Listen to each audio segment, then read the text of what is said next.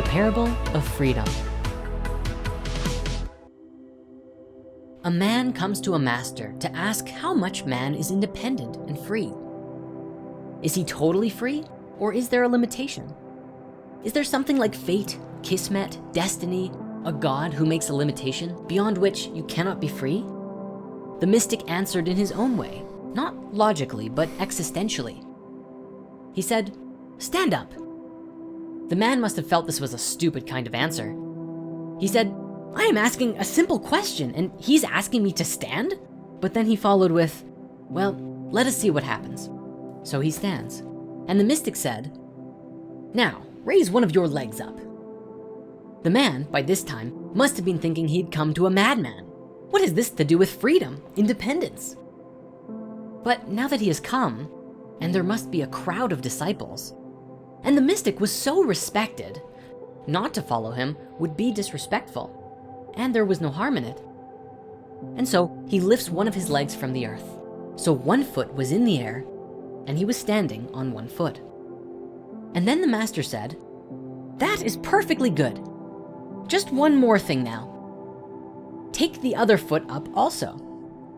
"That is impossible," the man said. "You are asking something impossible. I have taken my right foot up. Now I cannot take my left foot up too." The master responded, "But if you were free, in the beginning, you could have taken the left foot up. There was no binding order. You were completely free to choose whether to take the left foot up or the right foot up. I had not said anything about it. You just decided. You took the right foot up. In your very decision, you made it impossible for the left foot to be lifted. Don't bother about fate, kismet, God. Just be simple in your life." The Parable of Freedom is a story about free will, choice, and determinism. Is there some grand plan to the universe that is guiding our every move in a subtle yet deliberate way? While it may be comforting to think that there is some semblance of divine order, the arguably better question is, does it really matter? Many times, people will question their choices and if it's the right thing to do, and if they're doing the right thing. And often for spiritual or religious people, whether their actions are in accordance with their deity's plan for them. Ironically, the man in the story cannot see his answer from the start. And even the act of asking whether we have free will is a free act. Like many of us, he seeks some higher meaning in the answers, and in doing so, deludes himself from a simple truth.